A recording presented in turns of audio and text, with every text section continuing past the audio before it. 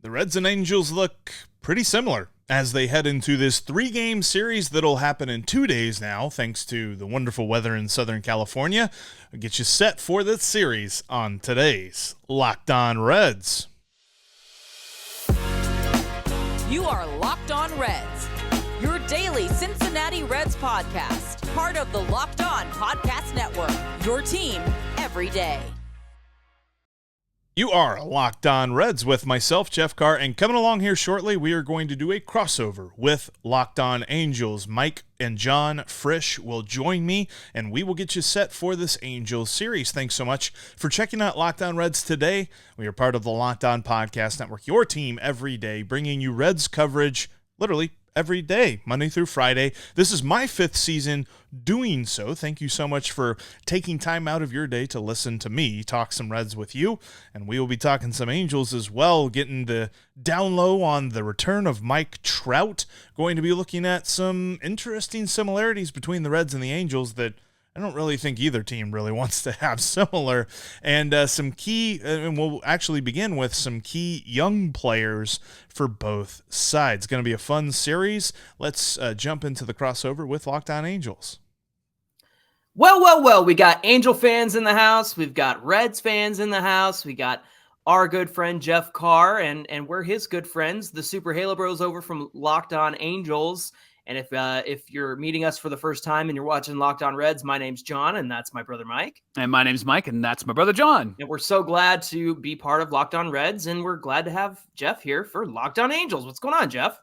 Man, it's good to be back with you guys. I know that the Reds and the Angels have played a grand total of like a football season's worth of games against each other in their existence. Right. Yeah. But with this whole balanced schedule, we open up that door a little bit more. So I'm happy to see it. You know what I think a lot of people miss? They say like, hey, attendance is up like 9-10% this season. And they're like, well, maybe it's the faster pace of play. Maybe it's more action and stolen bases and singles and stuff. I think it's because everybody's playing each other at least once this season. I mean, Mike and I, before all the rain out and stuff like that, we were planning on going to Angels Reds and catching Ellie and those guys. Like, man, I want to see those guys play. Yeah, it makes sense too because I mean the way that the DH has come to the National League, and as much as you can easily play everyone, like the whole 2-league system and being separate and all this other stuff, it just doesn't make sense anymore. And I've heard some Reds fans that are mad about it, but let's be honest, if anybody's mad about the whole balanced schedule, it's because we're in the NL Central and we could have been playing a lot worse teams. Hey, those Brewers just swept the Rangers, so not that we're close, but they certainly did us a favor this past weekend. But you're right. The Reds and the Angels, they played 16 games against each other. The Reds have an overall record of 6-10 against the Angels. The Reds have a 2-game winning streak against the Angels. Last time they played was in 2019. They split a 4-game set, or they split games 2-2, I should say, with the home team winning all the home games that season. So that's the last time they faced off. Was 4 years ago, so an exciting series. Hey, and before this series and before the whole balanced schedule happened, when I always think of the Angels, I always think of, well, at least the Reds and the Angels have George Knox in common. Now, he's not, actually real, but Angels in the outfield, you got to love the manager there. Exactly. That's not going to work on your immaculate grid. Sorry, friends. Hey, Jeff, tell us a little bit about the Reds. I know Ellie De La Cruz is a guy that everybody's really excited about, and I know Jonathan India is somebody that his name comes up a lot. We hear his name. So give us, Angel fans, give us an idea of the team that we're about to play. So you won't be seeing India in this one. He's out. He's been dealing with plantar fasciitis in his left foot, and he's going to be out. There's some question as to how much of the season he's actually going to get to play when he returns. But Ellie has been amazing, and lots of folks want to harp on the strikeouts, and lots of folks want to harp on this or that when it comes to his game. But when you watch him, he is just so much fun. He, in a moment's notice, can take over a game, much like a couple of guys that are over there on the Angels side. And when you get to see things like the inside the park home run he had over the weekend, it was kind of a little bit of a little league inside the park. It hit off the wall, and the Blue Jays had no idea what to do with it in the outfield. And then before you know it, he's already scored. It took him 15.3 seconds to do that. No Red has ever done that. I mean, the Reds have been around for, I think, 53 years now, and that's the fastest that anyone's ever done an inside the park homer. So wow, he's just doing things on a daily basis that you can't not look away. Like, you have to watch him whenever he's playing. And you also add into the fact that they've had Matt McLain come up, who, as electric as Ellie has been, Matt McLain has been electrically consistent. He is just very good at getting that clutch hit when you need him to. He is a solid glove. He did make an error the other day, but up until that point, it felt like he didn't know how to make an error. Like, he just very solid defensively. Base running, this team as a whole is going to be a problem. It's a problem for any team that they face. And now there are some games where, I mean, if you can get some really good defensive plays, some really awesome throws, you're going to catch the Reds because they're overly aggressive and they dare you to make that play. But if you can make the play, you're going to find yourself getting an extra out where you didn't think you could, because they're going to stretch that single into a double. They're going to go first to third on a single to the opposite field, maybe even to, the pool side if somebody's hitting that way.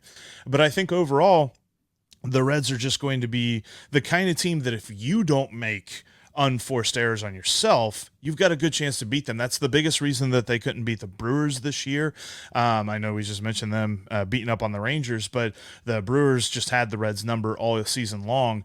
And that's really kind of their next great step as a team. They've got all this talent, and they just called up Noelvi Marte, who's another amazing talent. But how does it all come together so far as discipline, strategy, understanding, situational awareness of the game? That's their next step. And there's probably going to be some plays that you're absolutely wowed by, and there's probably going to be some plays where you're just like, okay, I understand why Reds fans are a little bit worried about their playoff chances right now, because we've seen it recently. They haven't been on the best of stretches. It seems like the common denominator between the Angels and the Reds is that we're just calling up all of our good guys, all of our young guys, right? So how many of those guys that are called up right now did you expect to be called up this season?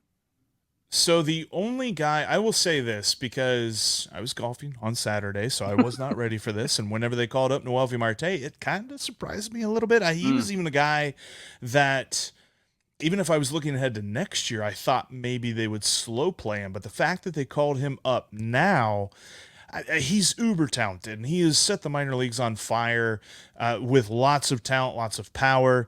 He's another guy that you're like, okay, he might be a little overly aggressive at the plate, and that could probably start to show through. But he's, he got his first hit yesterday was a double.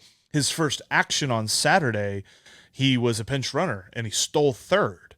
And I don't even know. That's just a different level of competitiveness and athletic talent to be like, yeah, it's the first time I'm showing up at all. Let me steal third, which people don't do a whole lot of. So, but yeah, he is the one dude I think that kind of surprised me. Everybody else, I mean, for the most part, as much as we love to watch them play, there's a lot of folks that are just like, why didn't we call him up sooner? But Noelvi Marte is really the most surprising. I'm going to guess and say, or I guess that you would say Nolan Schanuel.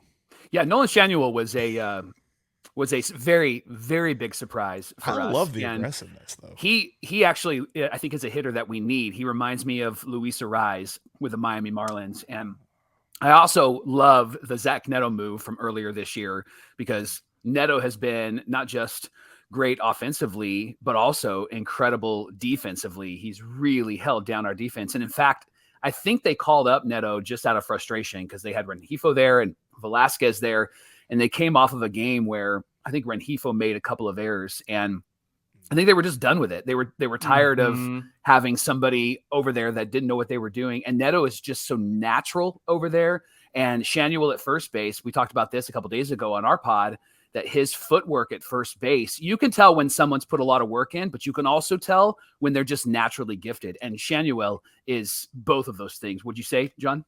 Yeah, absolutely. And he worked this walk to get on base with the bases loaded for Ohtani, and that's when he hit the grand slam. And I said to Mike in our listeners on Locked On Angels that if that's anybody else in the leadoff spot, it was 2 outs. Whoever's up there gets the 3rd out of the inning. Then Ohtani comes up the next inning with nobody on. And that's the difference between the mentality of Shanuel coming on this team and leading off the way that he has in just 3 games so far. Now, before we get to where the Reds are coming into this series, let me just tell your Locked On Everydayers, Jeff, where the Angels are coming into this series. They've lost 2 out of 3 in their last 3 series. They are 5-13 in August. Obviously, Ohtani has been incredible. He's dealt with some fatigue, and so he skipped a start, but the guy's missed 2 games this season. And the rest of the team has not been great in terms of supporting him and doing what they need to do. Now, the hope is that they can still get to the postseason somehow, but I don't see that. Mike isn't quite sure that's going to happen either. It would have to be an incredible run, and Mike Trout might be back for tonight's game, which we're all hoping for. But here's the most important thing, especially for Ohtani. 46% of pitches thrown to Ohtani have been in the zone with Trout behind him in the lineup.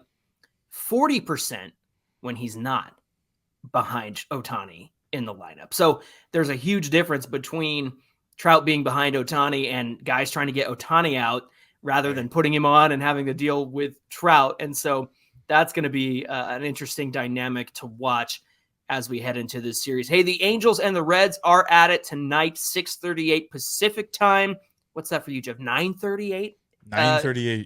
9:38 I'm so sorry. Gonna take a nap. Yeah. There you go. Reed Detmers versus Andrew Abbott. You, of course, can catch every pitch of the Angels and Reds hometown broadcast on SiriusXM with the SXM app. Just search up Angels or search up Cincinnati Reds. And coming up on Locked On Angels, as we head into this series, Jeff is going to tell us what we can expect from the Cincinnati Reds. That's coming up in just a minute.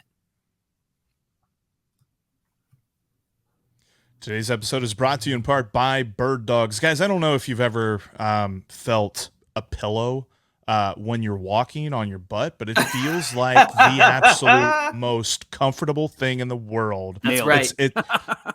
When you put on a pair of Bird Dogs, you are ensconced in luxury. We're talking about cloud knit fabric, the kind of moisture wicking material that didn't really exist until Bird Dogs put it into a pair of shorts. And they make pants too. So, whenever the temperature finally decides to come down, I'm not sure when that's going to happen, but whenever it does cool down and turn into fall, into winter, Bird Dogs will still have you covered. But as it's still warm, go get yourself a pair of Bird Dogs today. Seriously, I've never felt anything this comfortable. And you can go anywhere with them. You could lounge on the couch. You could go golf. You could go swimming in the same shorts. You don't have to take them up. You might have to dry them if you go swimming. Bird Dogs doesn't stay dry. If you get them wet, you do have to dry them off. It's not like Marty McFly's shoes in Back to the Future, or the jacket, right? The self-drying jacket is now dry. Can neither confirm nor deny if Bird Dogs is working on that technology, but you should check him out today. Go to birddogs.com/LockedOnMLB, and with the Locked On MLB promo code, you can get a nice little hat like I'm wearing here today, this white tech hat with the Bird Dogs logo. It's a very clean hat, and I'm very afraid to wear it where I might get sweaty and I might get it dirty, but check it out today. It's birddogs.com/LockedOnMLB. Thanks for making Locked On Angels and Locked On Reds your first listen of the day. It's a crossover edition of Locked On Angels and Locked On Reds. And so you've got the Super Halo Bros here, John and Mike Frisch. And you got Jeff Carr of Locked On Reds from Locked On Reds. There you go. Hey, the Angels, of course, are back at it against the Cincinnati Reds tonight, 6:38 Pacific time and 9:38 Eastern time for you Locked On Everydayers on Locked On Reds. Now, you can catch every pitch of each team's hometown broadcast on SiriusXM with the SXM app. Just search Angels or search Reds.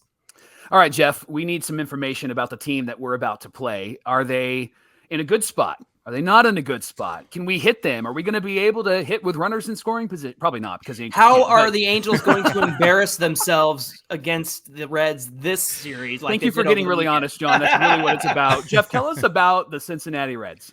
Well, it's ironic you said that the Angels are 5-13 in the month of August, because the Reds are 5-12 in the month of August. They just have played one less game. So it's going to be a battle of two teams that fancy themselves playoff contenders a month ago, and now they're trying to figure out if they are for real in that vein. I know the AL West is a little bit tougher than the NL Central is, but the Reds here recently just got off of a tough homestand where they split a weird 2-game set with the Cleveland Guardians, and then they lost 2 of 3 to the Toronto Blue Jays.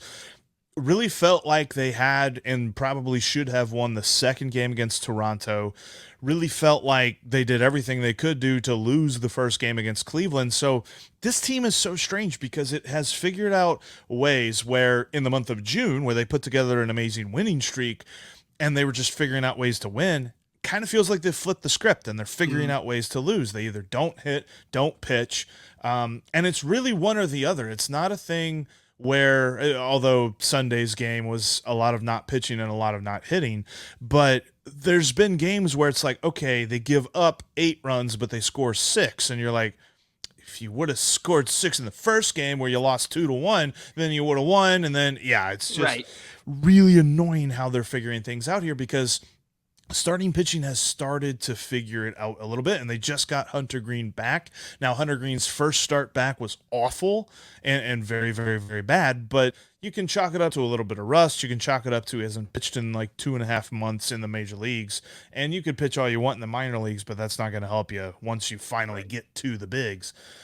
And so you're like, okay, what does this mean? Because the Reds did finally move on from Luke Weaver. They gave a man 22 starts. He put together a 6.5 ERA in those 22 starts. And I don't know what we were waiting for there, but finally we figured that spot out. However, now with the doubleheader, and you're going to see Andrew Abbott in this first game.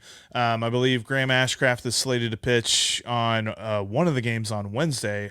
Gonna have to see who they've got going in the other doubleheader part of this, because this pitching staff, while it's getting some guys back, still has some questions surrounding it, especially with the bullpen. The bullpen has just been so overused this year, and while it was the strength for the team in the middle of the summer, it has now become the biggest question mark. So when you get past the Reds starter, that's really where you're going to make your hay. And the biggest thing that has really plagued them hasn't necessarily been giving up the big hits. It's been walking people and then giving up one big hit, but there's multiple guys on base and the opposing team is able to take advantage of that. So what does this pitching staff do to quell the return of Mike Trout? Because everybody is worried about that in Reds land. And then how can the lineup then kind of buoy the pitching staff and say, let's get some consistency with it? Because yes, they did score 9 runs in their win against Cleveland, but the rest of the games last week were all kind of a sludge through to see how many runs they can actually score, where in the month of June and July, it was kind of at will. Is it just me, Mike, or does everything Jeff just said remind you of the Angels? I feel like we could copy and paste, man, because everything you said is exactly the struggles of the Angels. I would say, and maybe I could ask this question, do you think that is just the youth and inexperience with the Reds, or is it something else? I definitely would chalk it up to youth. The biggest factor for me, and people love to, put their own theories on this, but you're talking about a team that when Joey Votto's not in the lineup, the most experienced player on this team is Tyler Stevenson. Kevin Newman's on the injured list. Jonathan India's on the injured list. Joey Votto will play against right-handed pitching. It'll be at first base or DH, but now with Noelvi Marte up, and they're probably going to play him every day, if not 4 out of every 5 days, then that means the infield is going to probably be all rookies, where you've got Christian Encarnacion Strand at first base, you've got Matt McClain at second base, Ellie De La Cruz at third base, and Noelvi Marte at third. Or sorry, I think I said third base for 2 people. Anyway, yes, they're all in the infield. So there's going to be those days where they're just dazzling you, and then there's going to be days like they had on Sunday where it was error, extra baseman because of the different errors and walks, and all of a sudden they're down by 5 runs, and they're trying to figure out how to get back, and us Reds fans are sitting here just like, ugh, but this was all part of the plan. This was all supposed to happen anyway. It's just the ebbs and flows of a young team. Well, and I think coming into the season, I mean, do you feel like you guys have, outperformed the expectations? Yeah. Like, I mean, 1,000%. It's so exciting to see a young team like the Reds, especially for us who are, safe and tucked away in the AL West, far and away from the NL Central, where, the Reds could come to town and beat up the Angels every so often. But as baseball fans and being on the outside looking in at the Reds, it's a really exciting time for you guys. And I think Mike would agree too. Like, it's just, this feels like a whole new generation coming in just this last year, like between the Orioles and the Reds and just all of these exciting young talents coming up through the league. It's a really exciting time to be a baseball fan. So while we are not fans of the Reds today and tomorrow, Mike and I will be fans of the Reds for the remainder of the season.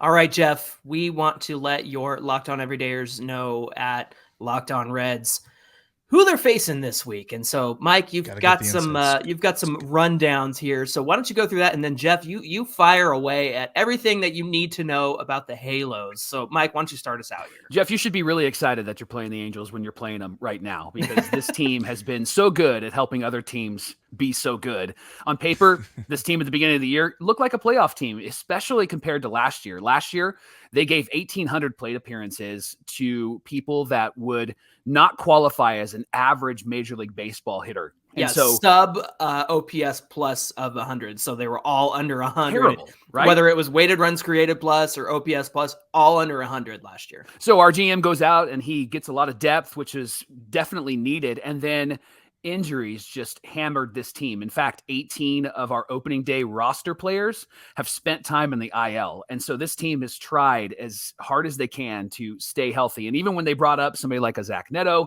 he even went down with a back injury. And so it's just been who can play today and who can go today.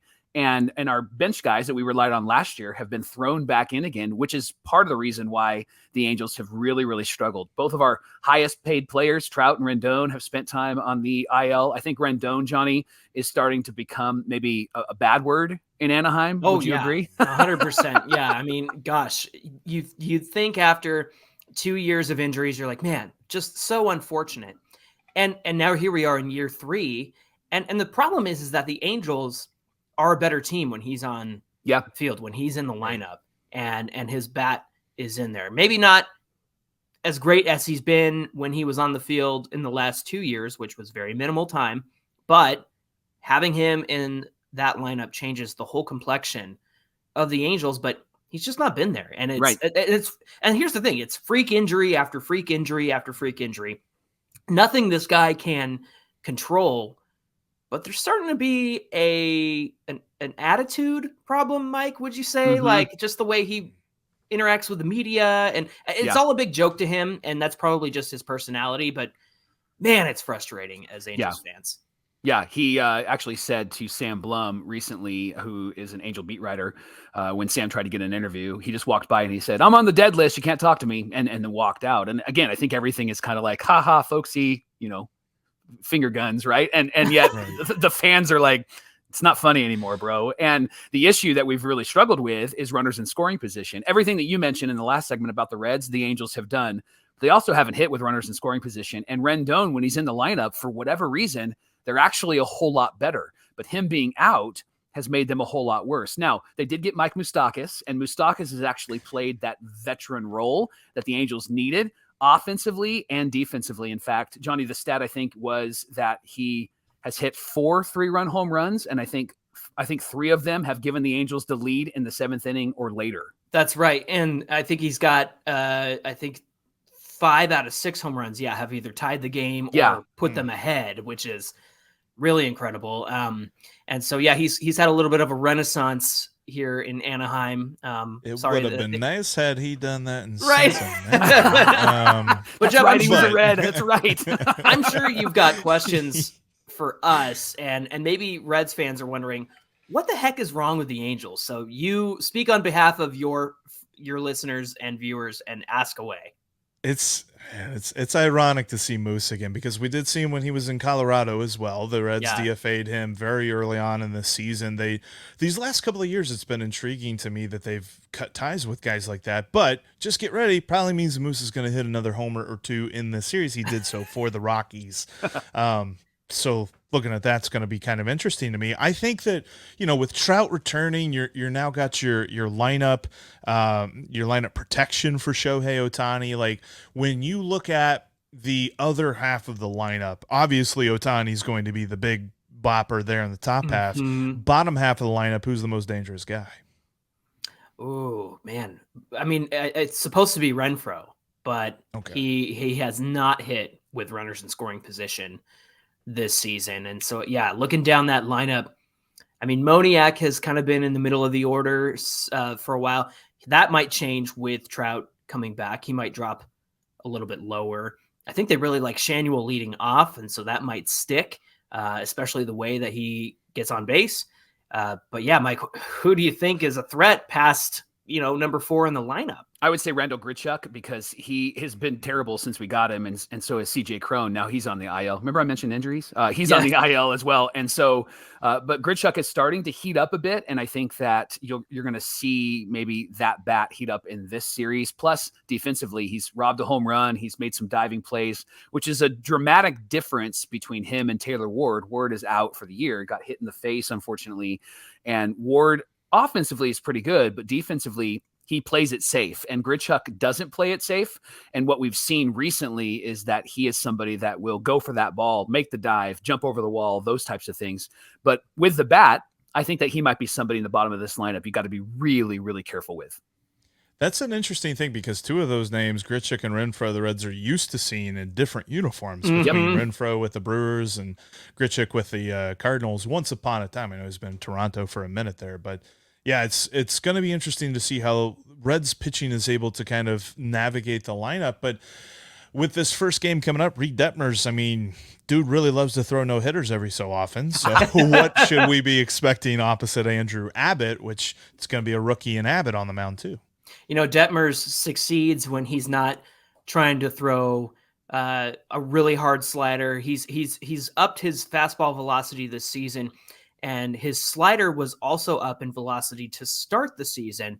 But he's found that if he can separate those speeds more, he gets a lot of swings and misses and gets a lot of strikeouts.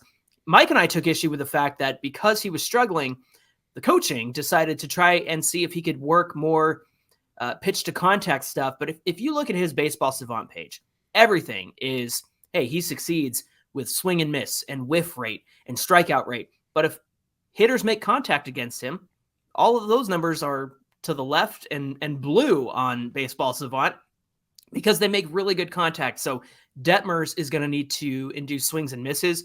And if the Reds are going to have success against him, it's all about making contact against Detmers.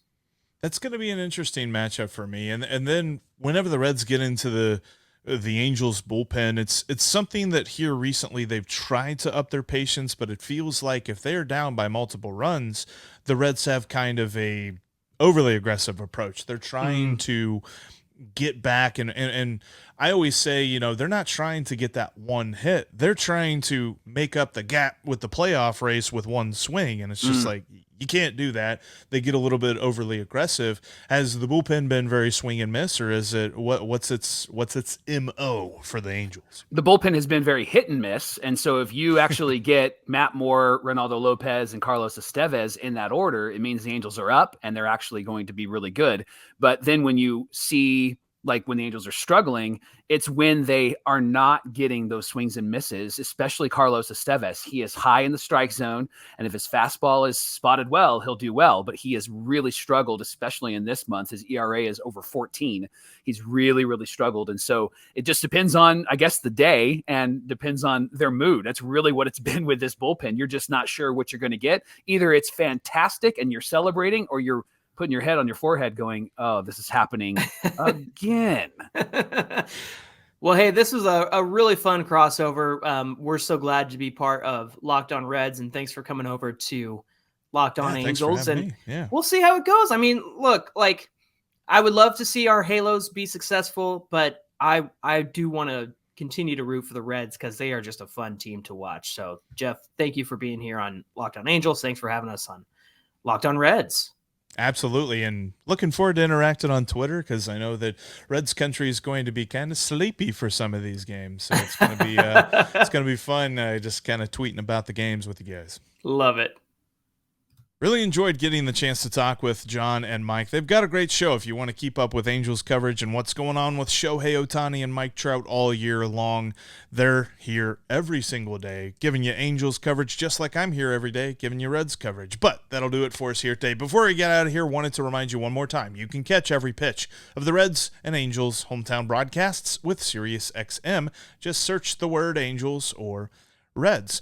But that'll do it for us here today. Thanks for making us your first listen every day. Everydayers coming up on tomorrow's show. Got a very interesting thought about Noelvi Marte and how it pertains to Jonathan India. Hope you join me. I'll see you tomorrow because we'll be Locked On Reds every single day.